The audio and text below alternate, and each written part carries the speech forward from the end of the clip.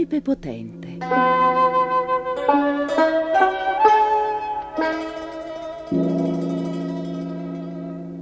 Tanto tempo fa, in Giappone, viveva un grande principe. Era ricco e potente e il suo popolo era buono e fedele. Eppure il principe non era felice. Aveva un carattere impetuoso e impaziente. Era sempre in collera e spesso anche crudele. Un anno dichiarò guerra a un paese vicino. A un suo comando le truppe si gettarono nella battaglia sguainando le sciabole. Combatterono coraggiosamente e ottennero una grande vittoria. Ma nemmeno così riuscirono a soddisfare il loro principe, che continuava a essere infelice. L'esercito fece ritorno a casa, guidato dal principe vittorioso. I festeggiamenti furono grandiosi. I cavalieri sfilavano in cortei e di notte il cielo si illuminava alla luce dei fuochi e delle torce che il popolo accendeva in onore del principe e delle sue imprese. Bastò poco, però, perché il popolo perdesse la sua allegria. Il principe se ne accorse e fremette. «Cosa avete?» tuonava cavalcando per le strade sul suo grande cavallo da guerra. «Perché questa tristezza?» I sudditi si inchinavano rispettosamente, ma nessuno aveva il coraggio di dirgli la verità. Erano così stanchi di guerra, anche se vincevano sempre. Per questo non gli rispondevano. Sul cader del giorno, mentre il principe cavalcava per la campagna, udì un suono lieve come di pioggerella su un terreno asciutto. Il principe si fermò ad ascoltare. Si guardò intorno e poi la vide. Era una ragazzina che cantava mentre lavorava nel suo giardinetto. Era così indaffarata a seminare che non si rese conto della presenza del grande principe dietro di lei. Da principio egli si adirò per non essere stato notato. Un principe orgoglioso e potente come lui doveva forse umiliarsi per richiamare l'attenzione della fanciulla? Ma c'era qualcosa nel suo canto che lo indusse ad aspettare. Dopo un po' tossicchiò e stropicciò i piedi per farsi sentire. La ragazzina si voltò lentamente e vide il principe nella sua sontuosa veste di seta. Anche il principe la guardò e, incontrando il suo sguardo chiaro e dolce, tutta la rabbia che provava verso il suo popolo silenzioso si sciolse. La giovinetta si alzò in piedi e con un inchino offrì al principe un cestino di semi.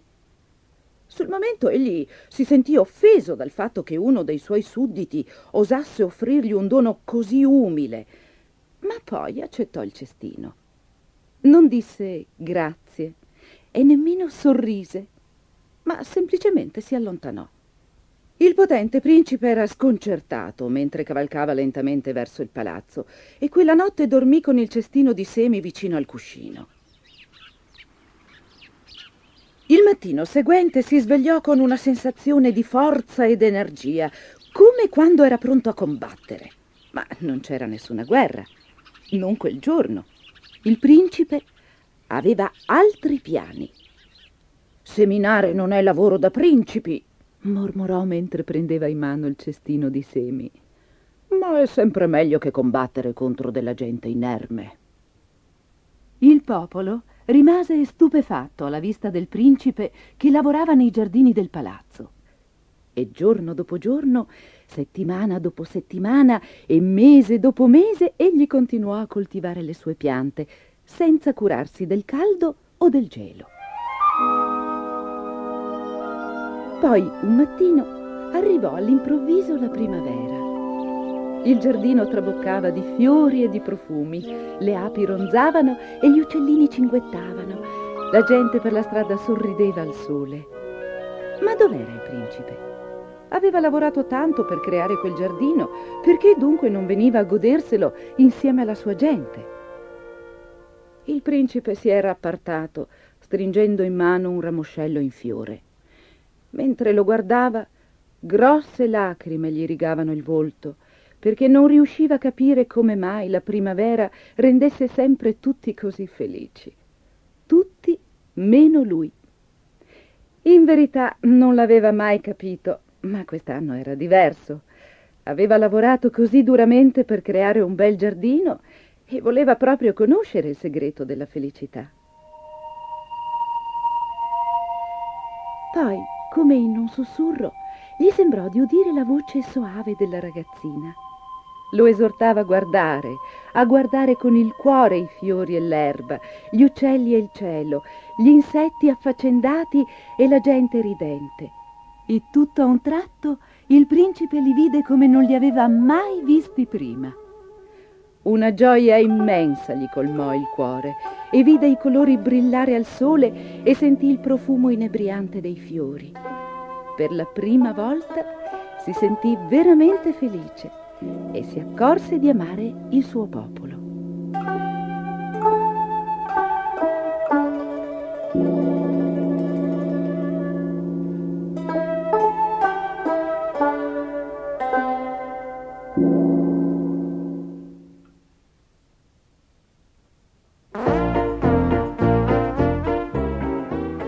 Le macchinine di Ford.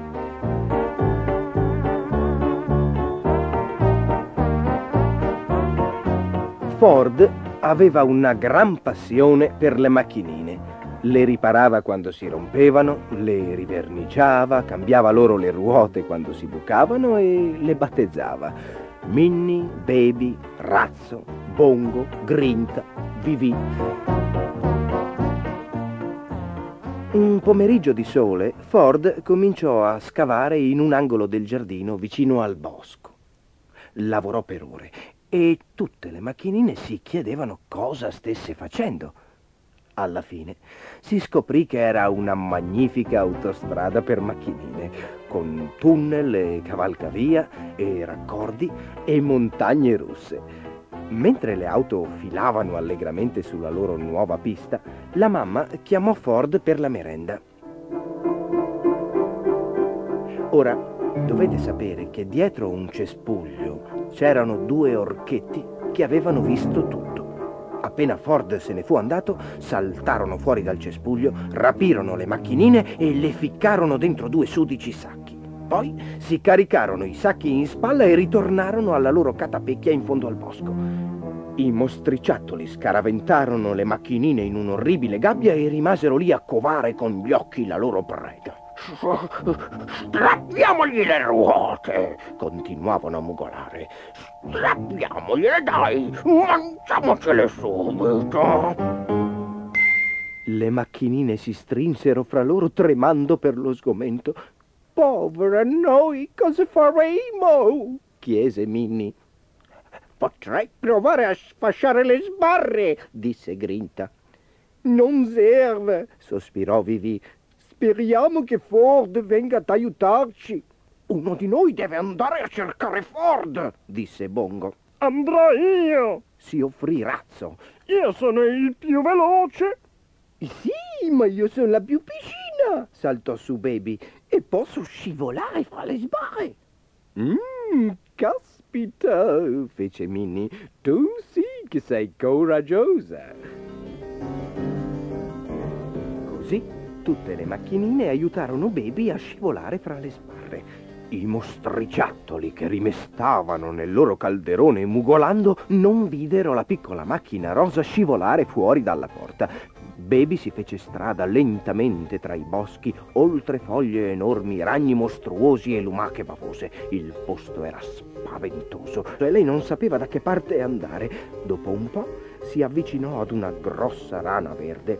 Per piacere, lo sai dov'è la casa di Ford? No, non lo so, gracidò la rana. Mi dispiace. E saltò via.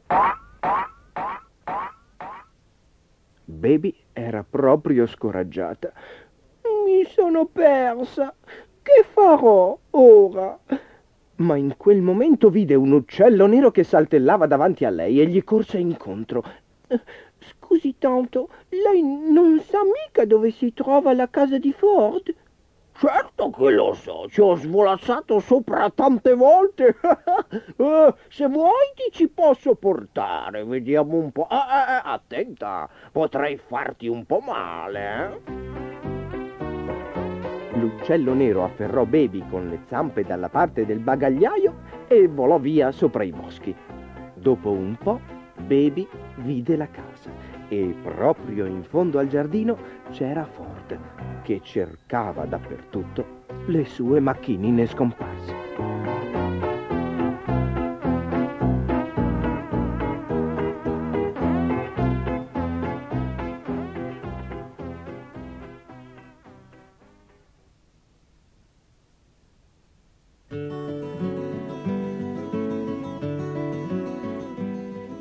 Tamburino corre per salvarsi la vita.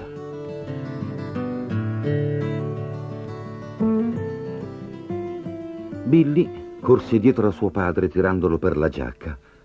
«Ma non possiamo andarcene da qui», gridò. «Non potrei più lavorare alle stalle nei fine settimana e non vedrei mai più Tamburino». Il padre si voltò verso di lui. «Noi siamo zingari, Billy. Siamo gente che viaggia sempre.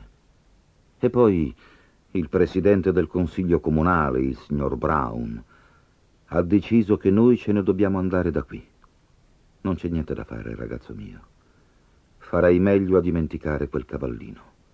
«Ma ci siamo iscritti per partecipare alla corsa campestre di domenica». «Allora faresti meglio ad approfittarne. Alla fine del mese ce ne andremo».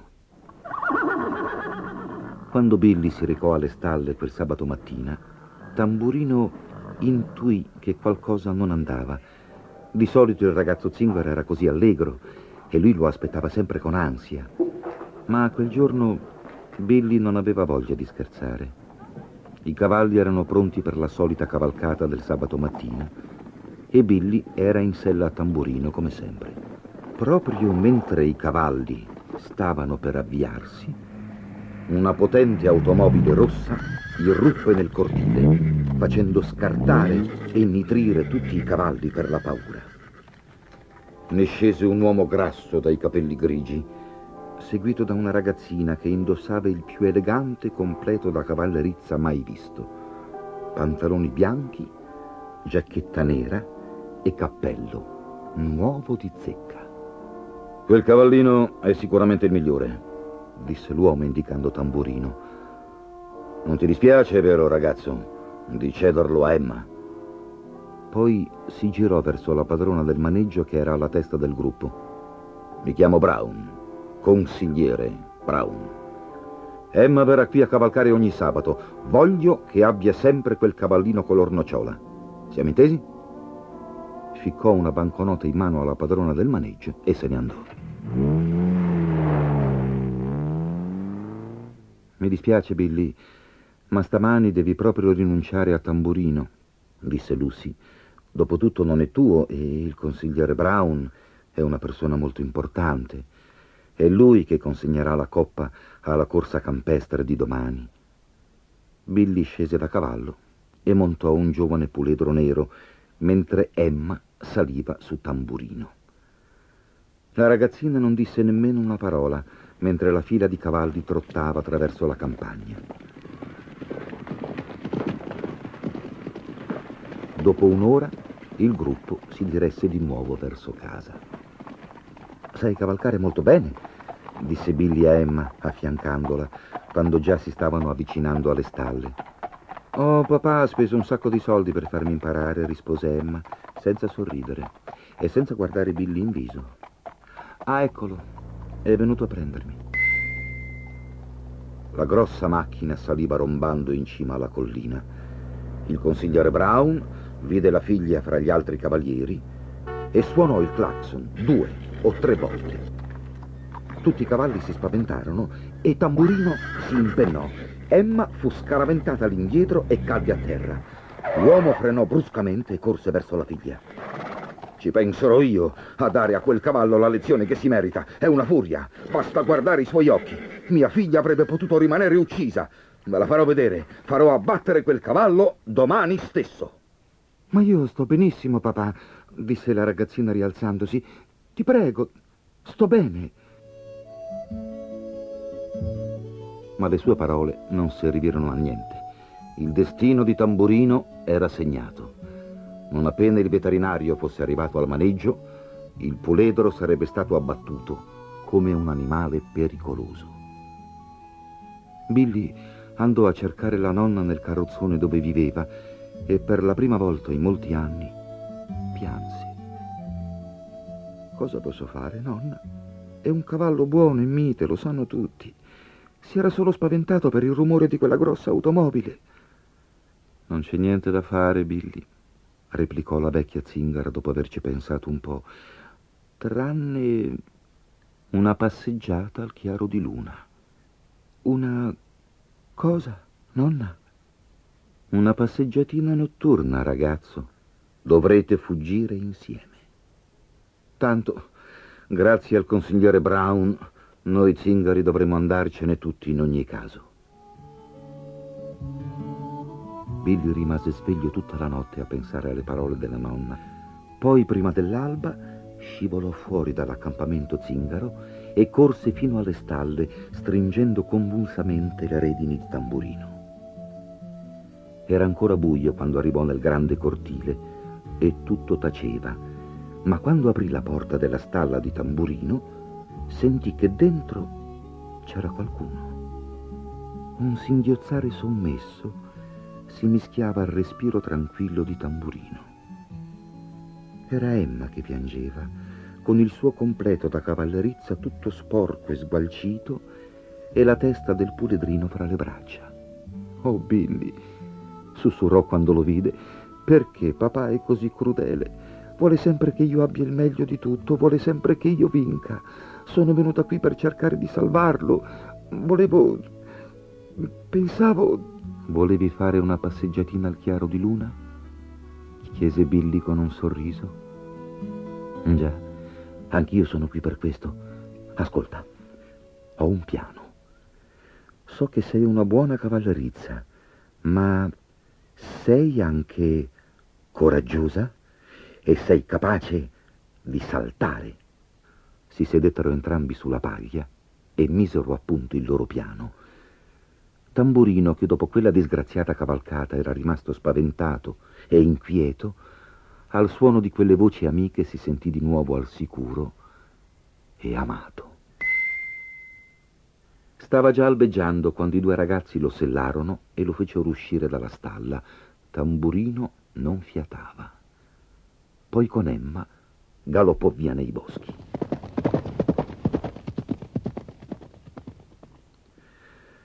A mezzogiorno tutti i cavalieri della regione si riunirono per la cavalcata annuale attraverso la campagna. C'erano piccoli pony stozzi e vigorosi e cavalli alti e smilzi. C'erano tutti i contadini e i cavalieri del luogo. C'era anche qualche ragazzo grande, ma il concorso era troppo difficile perché vi partecipassero anche i più piccoli. All'ultimo minuto un piccolo puledro color nocciola si unì agli altri sulla linea di partenza. Lo montava una ragazzina pallida.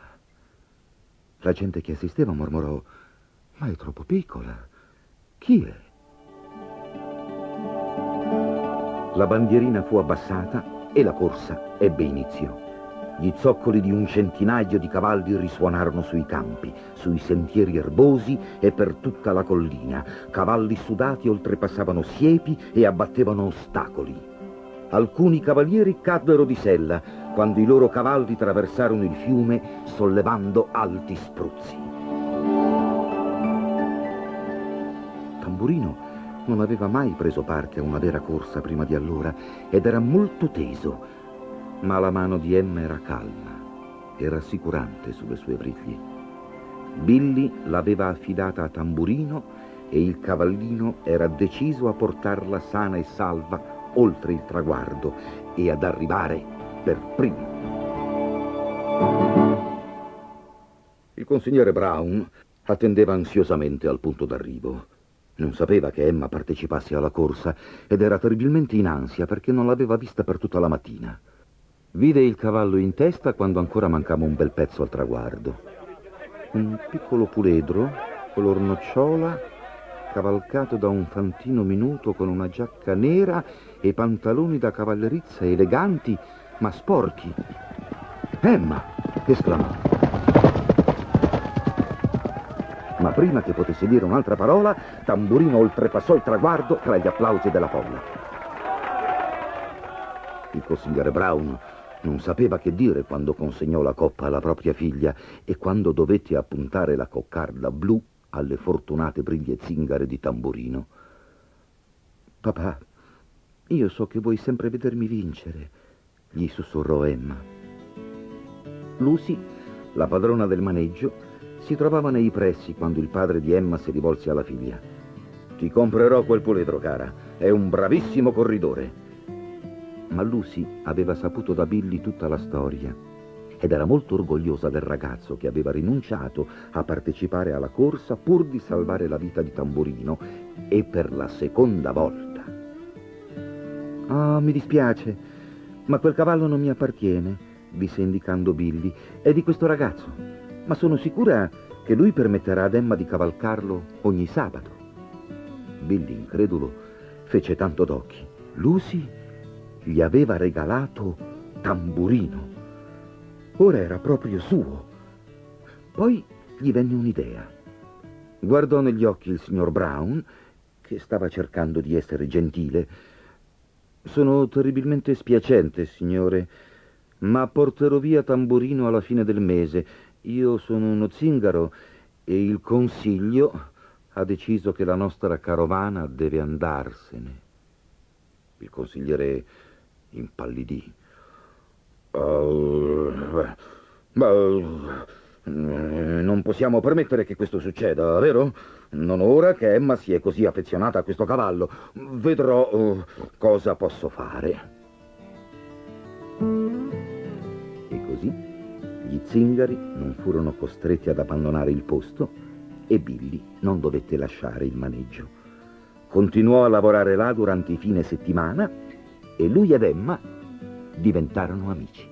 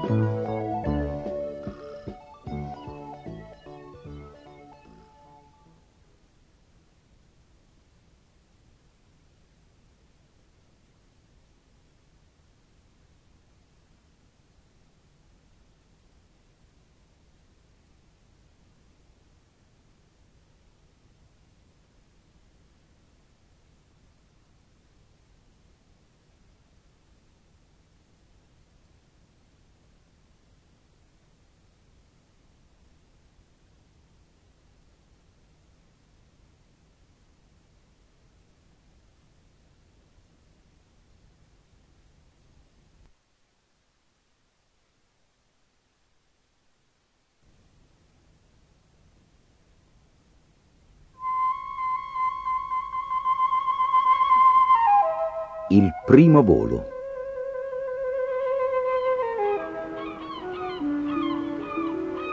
Il giovane gabbiano esitava sullo scoglio, troppo spaventato per volare.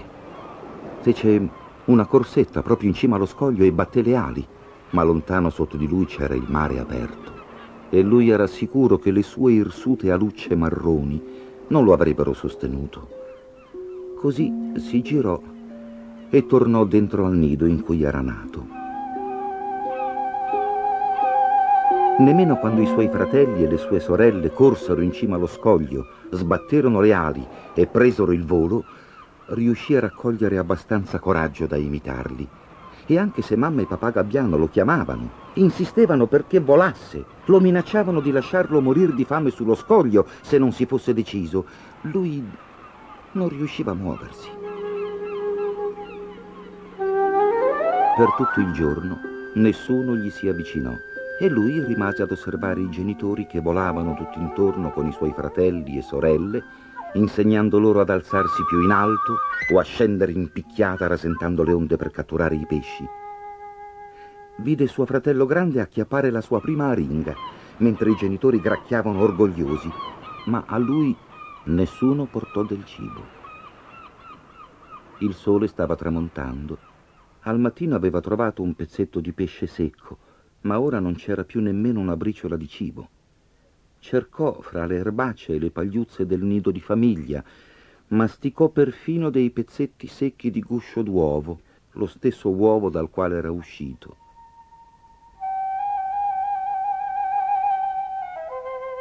I suoi fratelli e le sorelle sonnecchiavano sulla scogliera di fronte a lui. Il padre si lisciava le penne del dorso, la mamma stava su un piccolo scoglio appuntito con il suo bianco petto in fuori.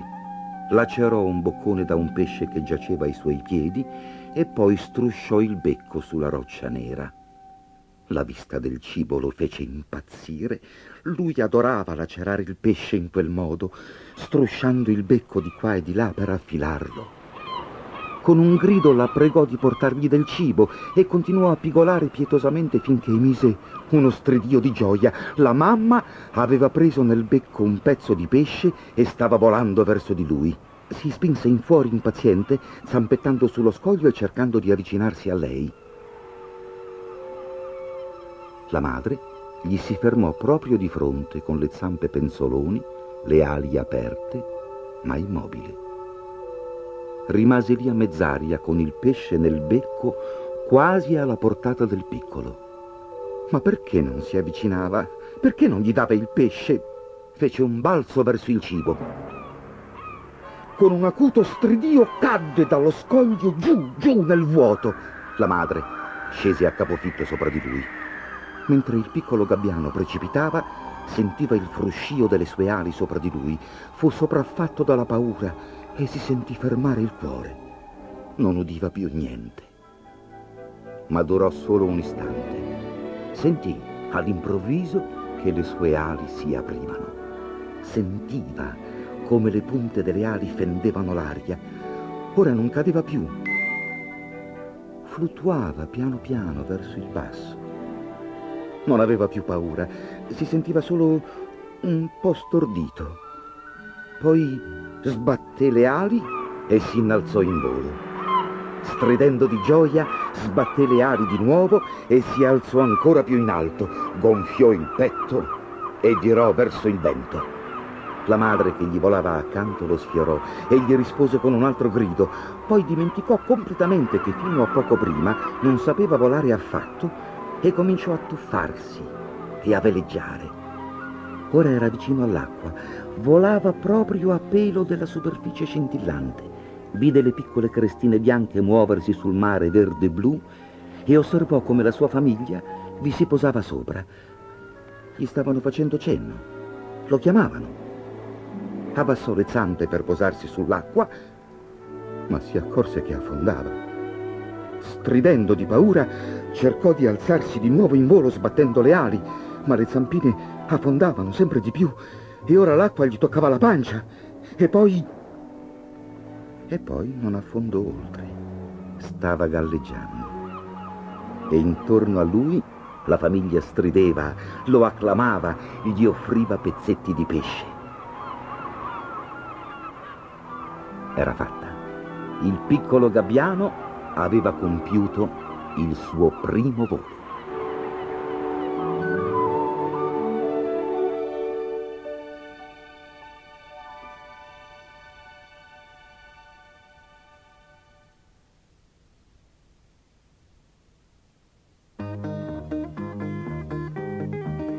La topina di campagna e la topina di città.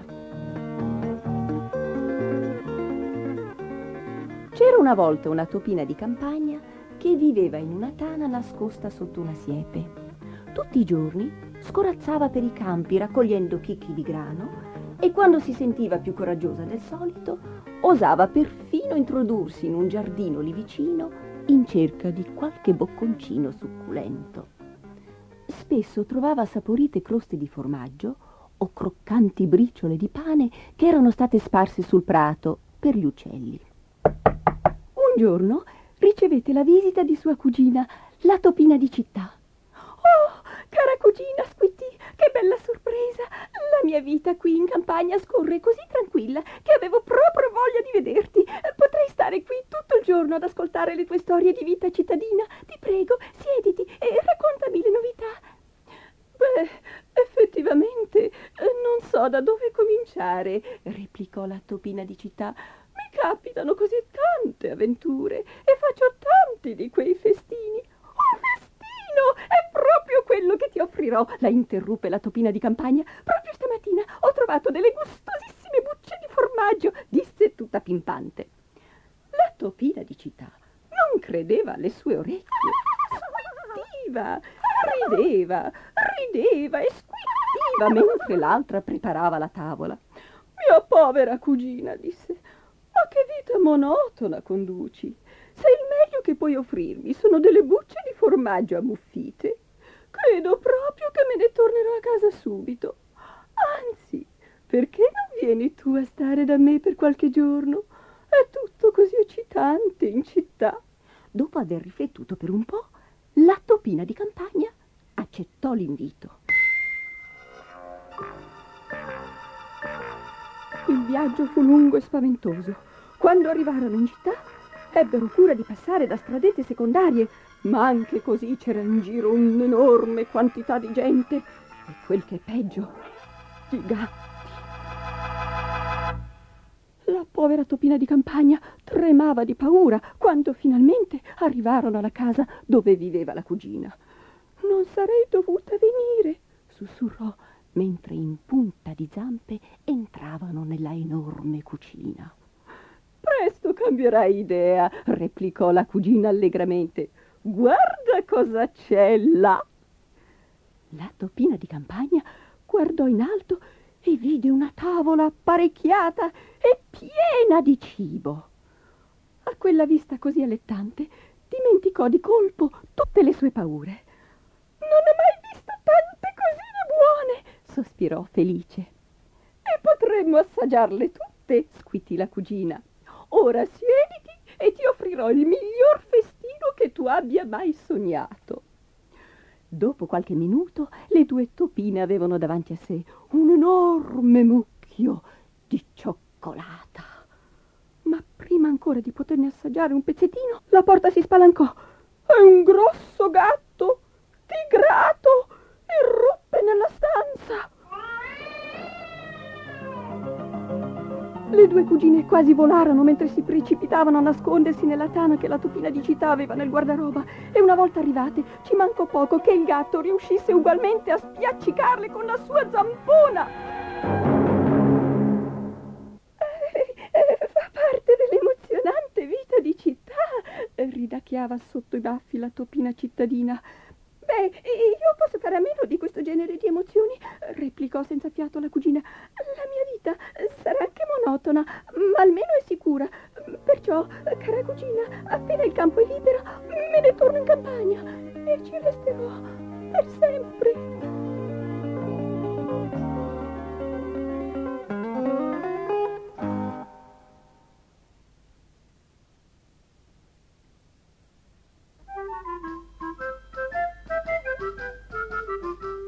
Pinocchio, il teatro dei burattini. E così Pinocchio, col suo nuovo abecedario sotto il braccio, si diresse verso la scuola. Strada facendo fantasticava. «Oggi a scuola imparerò a leggere, domani a scrivere e doman l'altro a far di conto. Poi guadagnerò molti quattrini e comprerò una nuova casacca al babbo». Intanto in lontananza si sentiva una musica di pifferi e una gran cassa. Pinocchio sospirò. Peccato che debba andare a scuola. Però forse potrei... Ma sì, oggi andrò a sentire i pifferi e domani andrò a scuola. Detto fatto, infilò una strada a traversa e via a gambe levate. Il suono intanto si avvicinava sempre più. Quando ecco che si trovò in una piazza piena di gente. Nel bel mezzo spiccava un baraccone con un teatro di burattini. È incominciata da molto la commedia? Chiese Pinocchio a un ragazzetto del paese. Comincia ora. E quanto si spende per entrare? 4 soldi. Per 4 soldi ti vendo la mia giacchetta, disse Pinocchio senza vergogna. Che vuoi che ci faccia con una giacchetta di carta fiorita? Vuoi comprare le mie scarpe? Oh, sono buone per accendere il fuoco. Quanto mi dai per il berretto? Bell'acquisto davvero. Un berretto di mollica di pane. C'è il caso che i topi me lo vengano a mangiare in capo. Pinocchio non ne poteva più. Era lì per fare un'ultima disperata offerta, ma non ne aveva il coraggio. Esitava, sapeva che stava per farla grossa. Vuoi darmi 4 soldi per questo abbecedario nuovo? Lo prendo io! Gridò un rivenditore di panni usati che si trovava nei pressi. E così il libro, che era costato un gran sacrificio al povero Geppetto, fu venduto lì su 2 piedi. Intanto, nel teatrino dei burattini, la commedia era già incominciata. Arlecchino e Pulcinella al solito bisticciavano dandosele di santa ragione. A un tratto Arlecchino gridò: "Lumi del firmamento, ma quello laggiù è Pinocchio!" "È Pinocchio davvero! Pinocchio! Pinocchio!" "Pinocchio! Pinocchio ricevette così una calda accoglienza dai suoi fratelli di legno, ma sul più bello dei festeggiamenti uscì fuori il burattinaio. Era un omone con una lunga barbaccia nera come l'inchiostro, tanto lunga che ogni tanto ci inciampava. Aveva una bocca larga come un forno, 2 occhi simili a 2 lanterne rosse e teneva in mano una frusta fatta di serpenti e di code di volpe attorcigliate. Perché sei venuto a mettere lo scompiglio nel mio teatro, eh? Tuonò il burattinaio. Ma io non volevo, illustrissimo, io... Basta così, dopo faremo i conti. Finita la recita, infatti, chiamò Arlecchino e Pulcinella. Portatemi quel burattino, voglio farne una bella fiammata per il mio arrosto. Aiuto, aiuto, non voglio morire, non voglio morire. Il burattinaio Mangiafuoco, poiché questo era il suo nome, pareva un uomo spaventoso, ma sotto sotto non era poi tanto cattivo. Vedendo Pinocchio urlare e dibattersi, si commosse ed emise un sonorissimo starnuto. "Buone nuove, fratello", disse Arlecchino a Pinocchio. "Si ha starnutito, è segno che si è mossa compassione per te." Felicità, disse Pinocchio. Felicità. Grazie, pazienza, disse Mangiafuoco. Ormai mi sono impietosito. Purtroppo però non ho più legna per arrostire il mio montone. Invece di te metterò a bruciare qualche burattino della mia compagnia. Olà, gendarmi! A questo comando comparvero 2 gendarmi di legno, lunghi, lunghi, secchi, secchi, con la sciabola in mano. Pigliatemi Arlecchino e gettatelo nel fuoco. Figuratevi il povero Arlecchino, per lo spavento gli si piegarono le gambe e cadde lungo disteso. A quella vista Pinocchio si buttò ai piedi del burattinaio e piangendo a dirotto bagnò di lacrime la sua lunghissima barba. Pietà, signor Mangiafuoco. Qui non ci son signori. Pietà, signor Cavaliere. Qui non ci son cavalieri. Pietà, eccellenza. A sentirsi chiamare eccellenza, Mangiafuoco si rabbonì e borbottò. Ebbene, cosa vuoi da me? Vi domando grazia per il povero Arlecchino. Qui non c'è grazia che tenga. Se ho risparmiato te, tocca per forza a lui. Il mio montone deve essere ben arrostito. In questo caso, signori gendarmi, gettate me tra le fiamme. Non è giusto che il mio povero amico debba morire per me. Queste parole fecero piangere tutti i burattini. Perfino i gendarmi, sebbene fossero di legno, piangevano come due agnellini. Mangiafuoco lì per lì rimase impassibile, ma poi incominciò a commuoversi e giù starnuti. 4-5 volte starnutì e infine aprì affettuosamente le braccia e disse a Pinocchio: sei un gran bravo ragazzo, vieni qua da me e dammi un bacio. Pinocchio si arrampicò come uno scoiattolo su per la barba del burattinaio e gli stampò un bacione sulla punta del naso. Mua! Allora la grazia accordata? Chiese Arlecchino con un fil di voce. La grazia è accordata. Mangiafuoco sospirò e tentennò il capo. Boh, pazienza, per questa sera mi toccherà mangiare il montone mezzo crudo. Alla notizia della grazia ottenuta, i burattini corsero tutti sul palcoscenico e saltarono e ballarono fino all'alba. Il giorno dopo Mangiafuoco chiese a Pinocchio: che mestiere fa il tuo babbo? Il povero. Guadagna molto? Tanto da non aver mai un soldo in tasca. Ecco qui 5 monete d'oro. Portagliele e salutalo da parte mia. Pinocchio ringraziò 1000 volte il burattinaio e si avviò verso casa. Non aveva fatto ancora mezzo chilometro che incontrò una volpe zoppa a un piede e un gatto cieco da tutti e due gli occhi. Buongiorno Pinocchio, gli disse la volpe salutandolo garbatamente. Com'è che sai il mio nome? Conosco il tuo babbo. L'ho visto ieri sulla porta di casa che tremava dal freddo. Oh, povero babbo, ma se Dio vuole da oggi in poi non tremerà più. Perché? Chiese la volpe. Perché? Ripeté il gatto. Perché son diventato un gran signore, e mostrò loro le 5 monete d'oro. Al suono delle monete la volpe allungò la zampa che pareva rattrappita e il gatto spalancò solo per un attimo i suoi occhi verdi. Voglio comprare al mio babbo una casacca nuova e un abbecedario per me, perché voglio andare a scuola e studiare. Guarda me, disse la volpe. A furia di studiare ho perduto una zampa.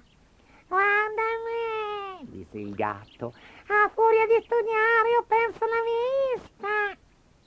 Pinocchio, disse un merlo bianco di sopra una siepe, non darrete consigli dei cattivi compagni, se no te ne pentirai. Non l'avesse mai detto. Il gatto spiccò un balzo, rapido come un lampo se lo pappò in un boccone con le penne e tutto. Poi, ripulitosi la bocca, ricominciò a fare il cieco come prima. Pinocchio rimase sbalordito, ma non ebbe nemmeno il tempo di pensare al povero merlo che la volpe gli chiese: vuoi raddoppiare le tue monete d'oro? Farle diventare 100, 1000, milioni? 1000 milioni, ripeté il gatto. Magari, disse Pinocchio. Allora vieni con noi nel paese dei Barbagianni, diventerai ricco. Diventerai ricco? No, è meglio di no. Ne ho passate di tutti i colori a fare il cattivo, voglio tornare a casa. Allora vai, è tanto peggio per te. Tanto peggio per te. Che peccato rinunciare così a 2000 zecchini. 2000 zecchini. 2000? Com'è possibile? Pinocchio era a bocca aperta. È semplice, basta sotterrare gli zecchini d'oro nel campo dei miracoli e innaffiarli con acqua e sale. Il mattino dopo diventeranno 500, poi 5000 e così via. 5000 e così via. Che bellezza, gridò Pinocchio dimenticando tutti i suoi buoni propositi. Allora vengo con voi.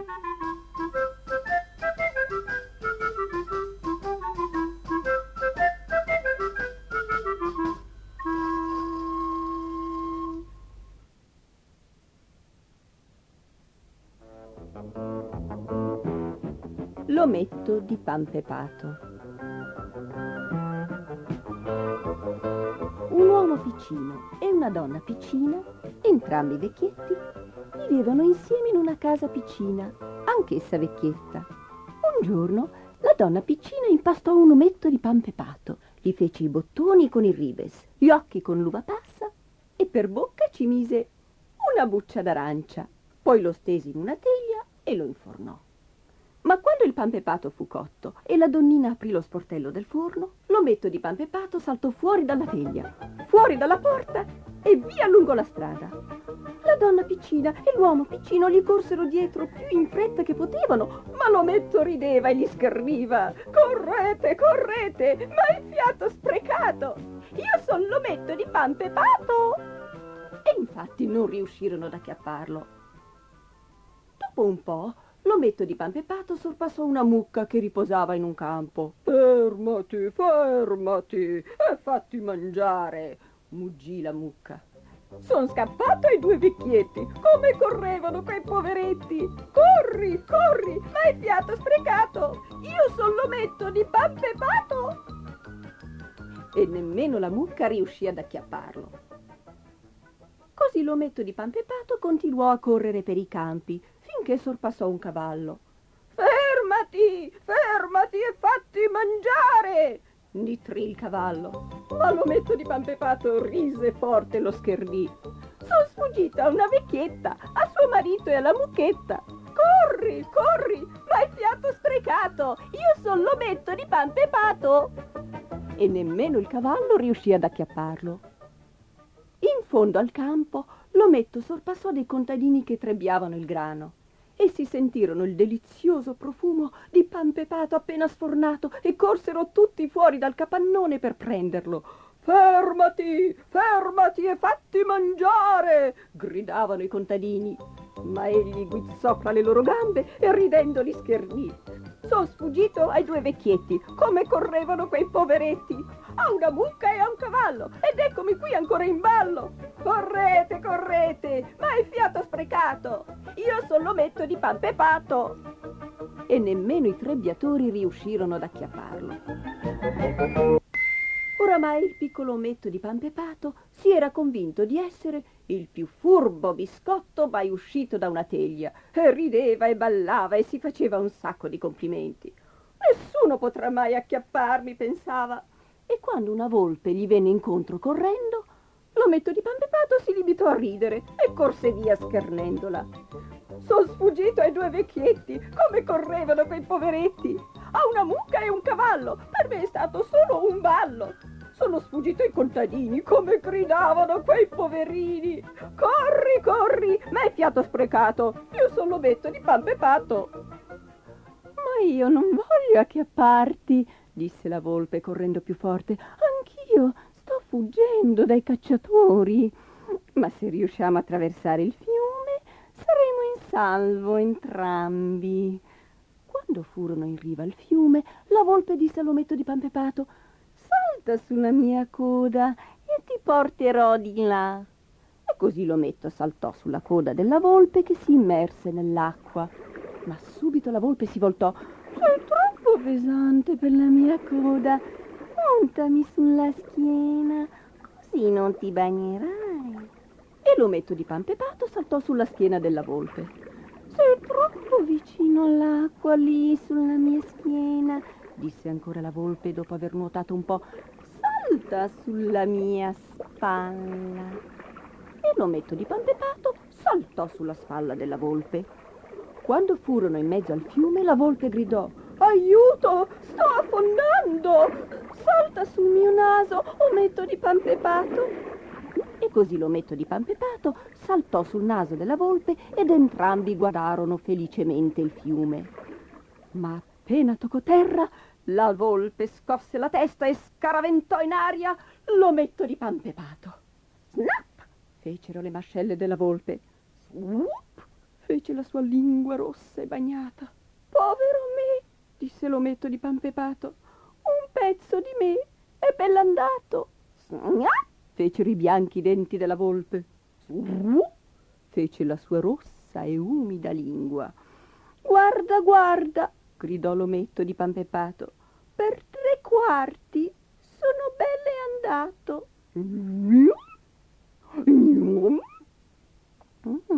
Fece la volpe. E l'ometto di Panpepato non disse più niente. Non disse mai più niente.